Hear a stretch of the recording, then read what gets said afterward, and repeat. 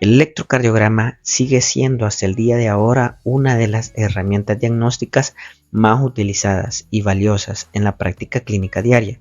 En este video abordaremos de forma clara y estructurada la interpretación de un electrocardiograma, desde la identificación de ondas, intervalos, segmentos, el eje cardíaco, hasta criterios de arritmia, bloqueos, hipertrofia e isquemia miocárdica.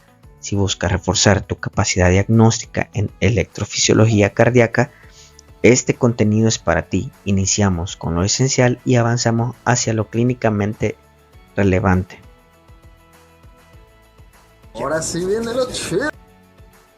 Conocer un poco de la historia sobre el electrocardiógrafo. Esta imagen podemos ver que es el primer electrocardiógrafo que se creó, también conocido como galvanómetro de cuerda. Tenía un peso aproximado de 270 kilogramos, inventado por William Einthoven en el año 1903, y esto vino a revolucionar la cardiología. Ahora en día pues se puede obtener un electrocardiograma a través de un electrocardiógrafo más pequeño, sencillo, fácil de utilizar, y a través de este incluso se pueden salvar vidas.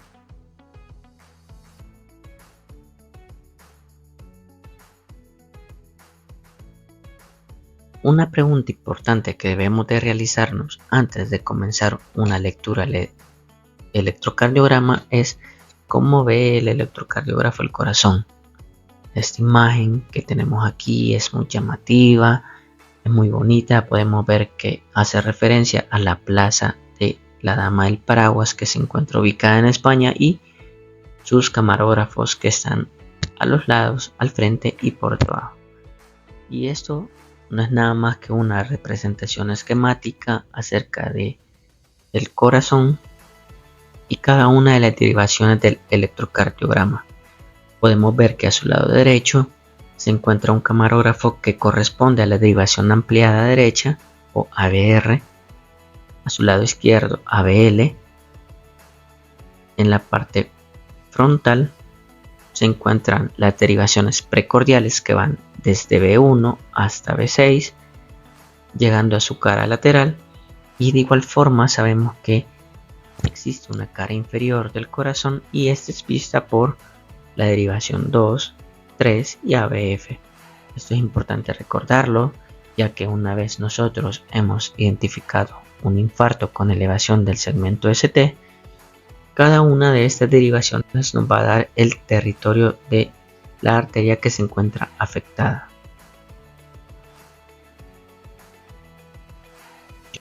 Una vez que hemos visto un poco de historia, pues continuaremos con los parámetros generales de la lectura del electrocardiograma. En este caso se toma en cuenta desde el primer punto los datos de identificación, pues sabemos que si un paciente tuviera un diagnóstico erróneo y se realiza una medida terapéutica, pues esto puede llevar consecuencias. También la fecha y la hora es importante documentar, pues este puede variar incluso en minutos, como puede ser el ejemplo de un paciente masculino que acude con dolor precordial, se toma un electrocardiograma basal y no tienes elevación del segmento ST. Una hora después el paciente refiere que ha aumentado el dolor precordial, se toma un electrocardiograma y ya hay elevación del segmento ST. Pues sabíamos que en un primer momento no había una elevación de este segmento y por lo tanto siempre va a ser importante colocar fecha y hora. ¿Cómo vamos a saber si está bien tomado? Pues piensa.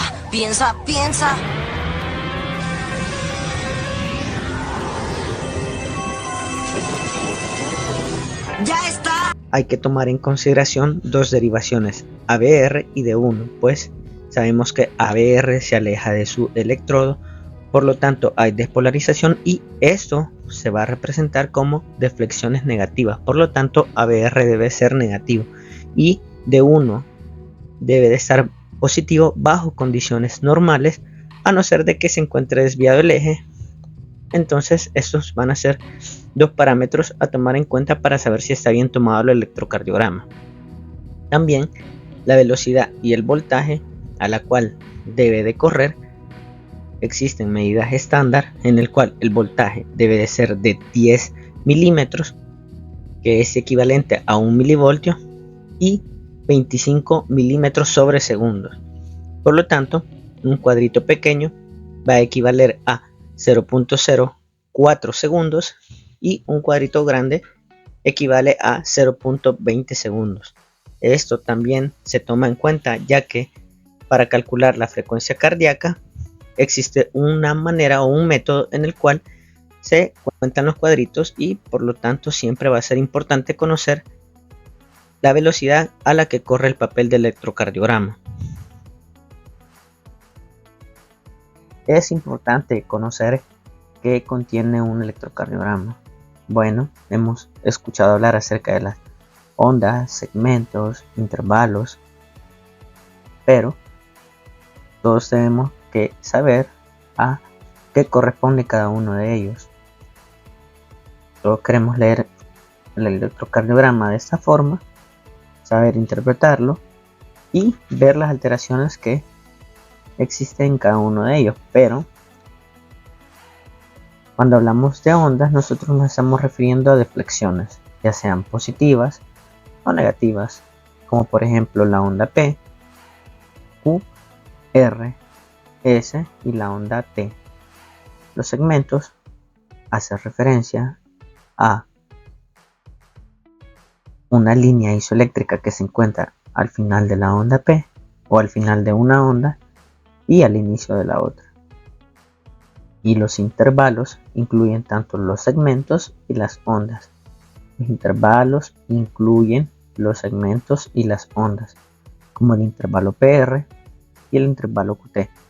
Si nosotros tratamos de ver o tratamos de alinear el fenómeno mecánico con el fenómeno eléctrico del corazón, pues la onda P correspondería a la despolarización de las aurículas,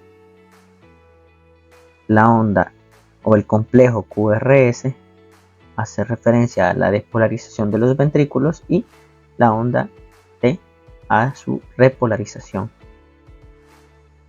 En el segmento ST nosotros podemos ver diversas manifestaciones patológicas, como puede ser los infartos, un infarto agudo del miocardio con elevación del segmento ST. Y en el intervalo PR nosotros podemos ver también los complejos o los síndromes de preexcitación. Es importante saber a qué corresponde cada uno de ellos y cuáles van a ser las alteraciones que se encuentran en ellos.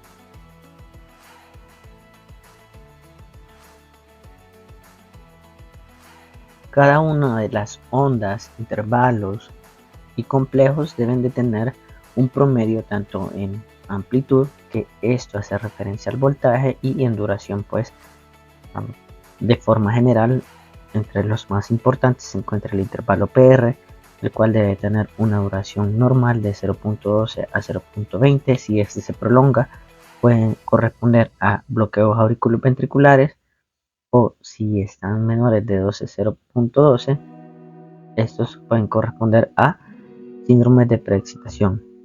El segmento ST pueden tener diversas alteraciones. Ya habíamos mencionado también el infarto agudo del miocardio, pero también existen los trastornos de repolarización precoz o temprana. El intervalo QT, en el cual se puede prolongar o puede verse corto. Esto puede ser por diversos electrolitos o incluso por fármacos, y es importante conocer cuál es la duración y cuál es la amplitud normal de cada uno de ellos. Bueno, ya hemos visto un poco acerca de historia, parámetros generales, voltaje, velocidad a la que debe de correr el electrocardiógrafo, y pues si nosotros quisiéramos llevar un orden de cómo leer el electrocardiograma, podríamos seguir ¿verdad? Como el ritmo, la frecuencia, el eje, si hay elevación o no hay elevación del segmento ST, si hay alteraciones en la onda T u otras anormalidades, ¿verdad? Quizás en este orden nosotros vamos a tratar de ir desglosando cada uno de ellos para tratar de hacer una adecuada lectura de un electrocardiograma.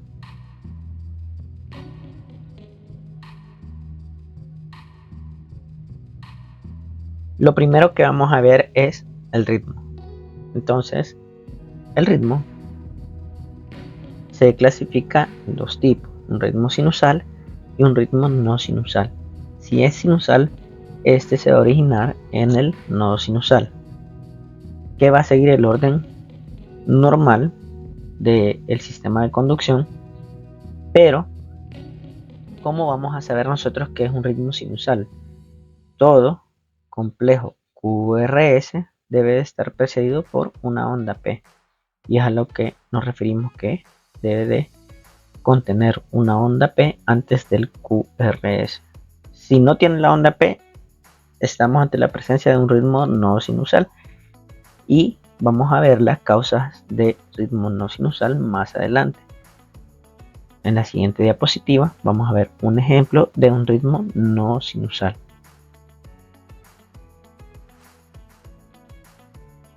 Había mencionado previamente que el ritmo no sinusal no contenía ninguna onda P, y este es el mayor ejemplo de un ritmo no sinusal, pues este es un ritmo irregularmente irregular y que cada complejo QRS no tiene ninguna onda P que lo preceda.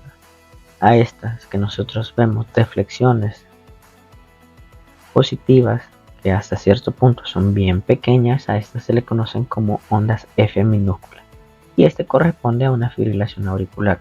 La fibrilación auricular es uno de los mayores ejemplos de un ritmo no sinusal.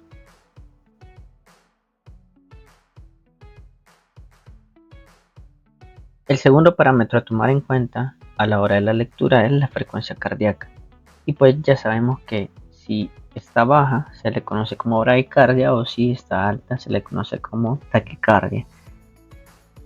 Bajo eso nosotros tenemos varias formas de cuantificar la frecuencia cardíaca, y me atrevería a decir que esta es una de las formas más fáciles para calcularla, y es en el cual nosotros tratamos de identificar un QRS que se encuentre en una línea gruesa de los cuadritos, y van a ser 5 cuadritos chiquitos, o sea, un cuadrito grande. Vamos a continuar contando en las siguientes líneas, que va a ser 300, 150, 100, 75, 60, 50, 43, 38 y así consecutivamente. Pues si nosotros diéramos un aproximado de cuánto tiene frecuencia cardíaca en este electrocardiograma, la frecuencia cardíaca sería de aproximadamente unos 70 latidos por minuto. Ahora sí, hay que tomar en consideración que este método se debe de utilizar para aquellos ritmos que son sinusales, es decir, que son regulares, como habíamos visto previamente, o habíamos logrado identificar a qué correspondía un ritmo sinusal. Y pues esta es una imagen ampliada de este ejemplo, que sería 300, 150, 100, 75, 60, 50 y así consecutivamente hasta llegar a 30. También existen otras formas, como vamos a ver en la siguiente diapositiva. Este es otro ejemplo de saber cómo se puede calcular la frecuencia cardíaca, y en este método nosotros vamos a tomar en cuenta dos ondas R. Nosotros vemos la onda R inicial y la segunda onda R. Nosotros vamos a contar cada uno de los cuadritos chiquitos que se encuentran entre cada uno de ellos. En este ejemplo nosotros vemos que existen 15 cuadritos. Vamos a dividir 1500 entre 15, que corresponde al número de cuadritos entre cada uno de las ondas R que se encuentran, ¿verdad? Y esto nos va a dar un valor aproximado de 100 latidos por minuto. Otro ejemplo, y es por el cual yo les mencionaba que hay que saber identificar si está bien tomado o no está bien tomado el electrocardiograma es a la velocidad que corre el papel. Pues habíamos dicho que la velocidad estándar es de 25 milímetros sobre segundos, y en un cuadrito pequeño, uno de estos, o sea, no es ni esto, sino que uno de estos equivale a 0.04. Por lo tanto, 5 de estos equivale a 0.20 segundos. Si nosotros lo dividimos 0.20 hasta llegar a 1, estamos diciendo que 0.20, 0.20, 0.20, 0.20 y 0.20 hacen un segundo. 5 cuadritos es lo equivalente a un segundo. Contamos 30 cuadritos grandes, 1, 2, 3, así consecutivamente hasta llegar a los 30, y esto nos va a dar un total de 6 segundos. Vamos a contar los complejos QRS: 1, 2, 3, 4, 5, 6, 7, 8, 9, y esto nosotros lo vamos a multiplicar por 10. 6 por 10, que es equivalente a 60 segundos, nos va a dar el total de la frecuencia cardíaca: 1, 2, 3, 4, 5, 6, 7, 8, 9. Entonces serían 9 por 10, 90 latidos por minuto.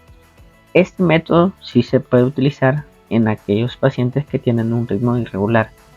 Claro está que no nos va a dar la frecuencia exacta, pero sí nos da un aproximado de cuánto puedan dar de frecuencia cardíaca. Esta es otra forma de poderlo calcular.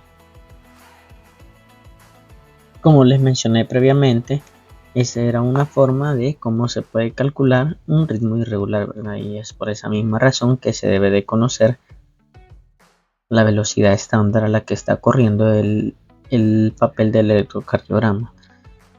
Contamos 6 segundos, multiplicamos la cantidad de complejos QRS por 10.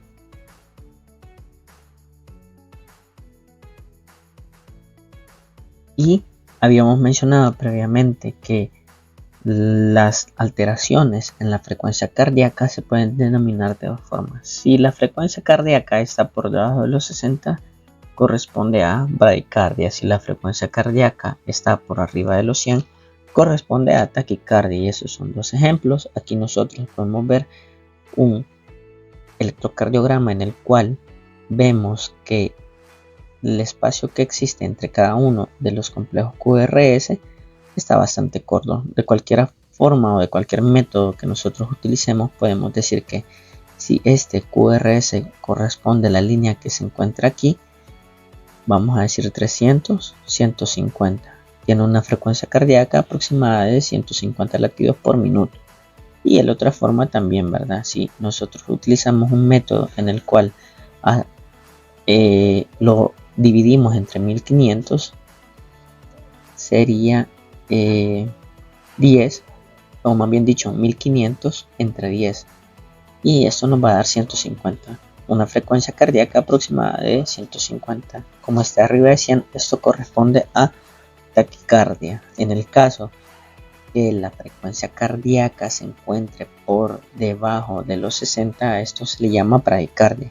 Si la bradicardia se encuentra precedida por una onda P, es una bradicardia, sinusal, como es el ejemplo que nosotros vemos en esta imagen, que este QRS concuerda con la línea que se encuentra aquí, y contamos 300, 150, 100, 75, 60, 43, aproximadamente una frecuencia cardíaca de 40-43 latidos por minuto. Como está precedido por una onda P, esto es una bradicardia sinusal, y como tiene una frecuencia cardíaca menor de 60, pues ya habíamos mencionado previamente que corresponde a el término de bradicardia. ¿Cómo calculamos el eje?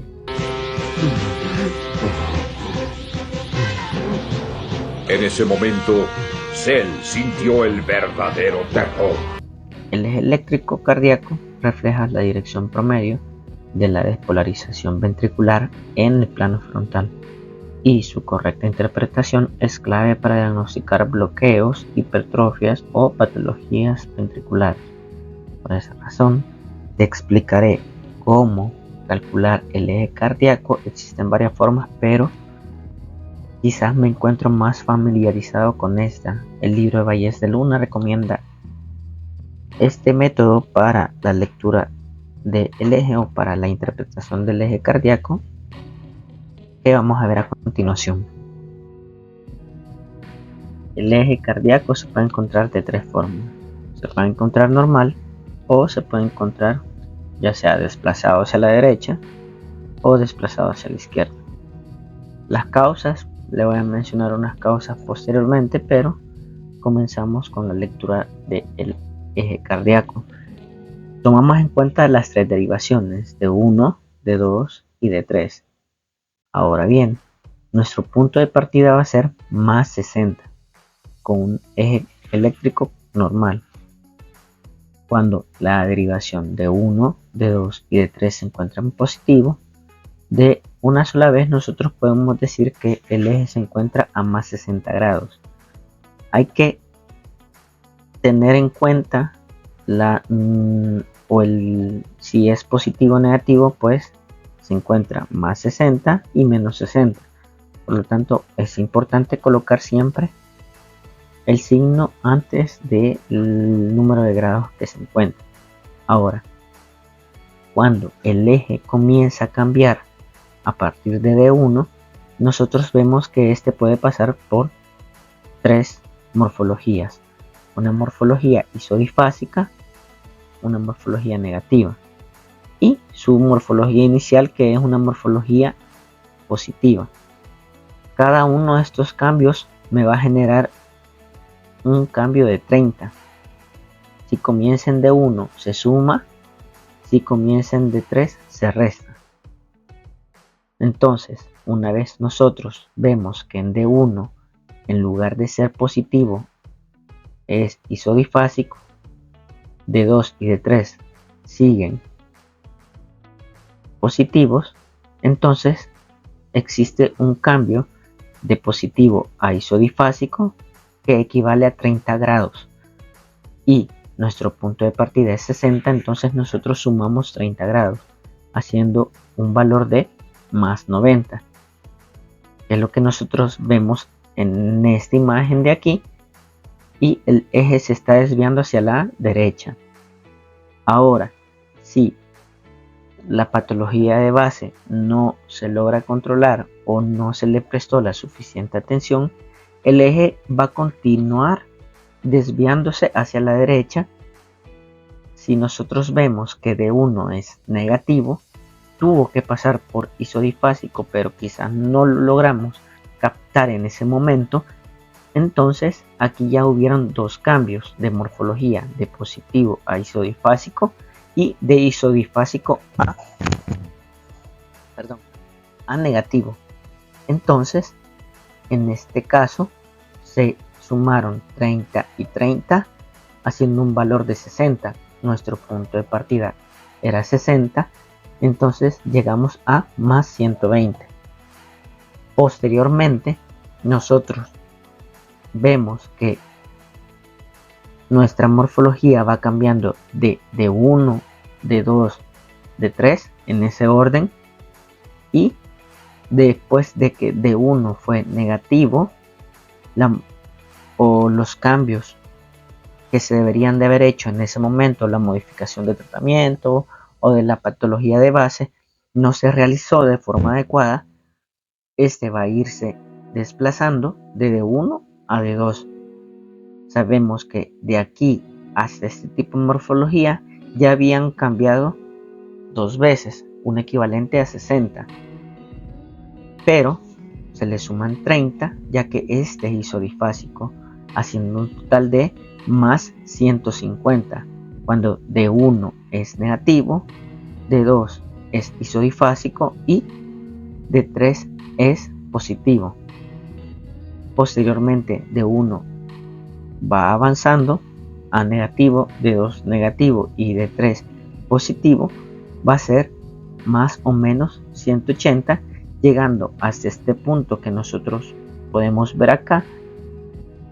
No está numerado, pero es en este valor, y sabemos que aquí van hacia lo positivo y aquí va hacia lo negativo. Es por esta misma razón que aquí queda como más o menos 180.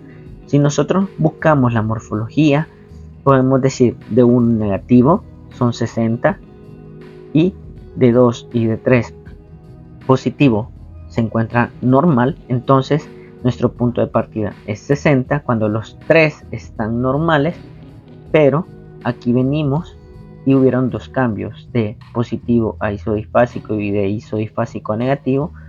Por lo tanto es 60 más 60, haciendo un total de 120. Aquí son 60 y de 2 es isodifásico, es más 150. Quizás nos podamos confundir un poco, pero tomemos en cuenta que nuestro punto de partida va a ser de 1, se va a ir sumando, y nuestro punto de partida de D3 se va a ir restando. Y es lo que nosotros vamos a ver a continuación también, que si el eje se está desviando hacia la izquierda, isodifásico ya es un cambio, lo cual aquí van a ser 30 grados. Nosotros vamos a tomar siempre nuestro punto de partida, que van a ser las 3 positivas más 60. En este punto cambió a isodifásico. En este caso ya no se va a sumar, sino que se va a restar. Entonces sería más 60 menos 30, me va a dar un valor de más 30.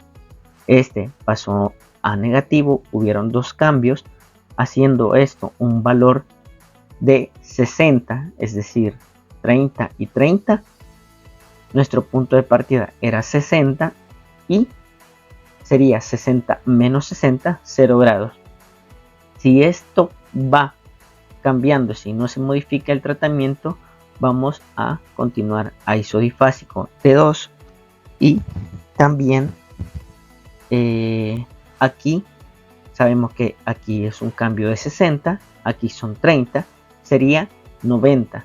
Nuestro punto de partida era 60, entonces sería más 60 menos 90, me va a dar un valor de menos 30, y así consecutivamente. 60 y 60 serían menos 120, y 60 menos, perdón, más 60 menos 120 me va a dar un valor de menos 60, y así cuando el eje se sigue desviando hacia la izquierda, llegando hasta menos 120 cuando se encuentran los 3 negativos. De igual forma, aquí van a llegar a menos 120 cuando se encuentran los 3 negativos.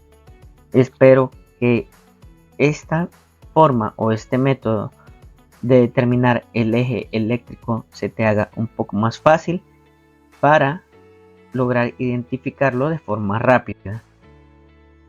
Este es un ejemplo de cómo calcular el eje eléctrico. En este caso, solo con ver el electrocardiograma podemos decir que el eje se encuentra desviado hacia la derecha. ¿Y por qué vamos a decir esto? Pues observamos de 1 y de 2 se encuentran negativos, por lo tanto sus cambios comenzaron en D1, y esto significa que al más 60 inicial de las 3 derivaciones positivas se le va a sumar. Como son 60 aquí, sería más 120 en esta parte, pero vemos que en D2 también es negativo, por lo tanto se le van a sumar otro más 60, que sería más o menos 180. Pues solamente con verlo nosotros podemos dar un diagnóstico de hacia dónde se encuentra desviado el eje cardíaco de forma rápida con el método que habíamos visto previamente. Mencionaré unas causas de desviación del eje hacia la derecha e izquierda. Hacia la derecha puede ser hipertrofia del ventrículo derecho, bloqueo de rama derecha, hemibloqueo posterior izquierdo, enfisema ícor pulmonar y tetralogía de Fallot, que es una causa congénita.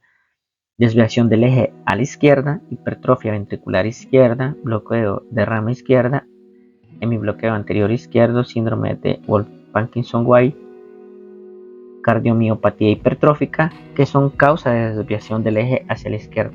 Por eso es importante saber identificar hacia dónde se desvía el eje cardíaco.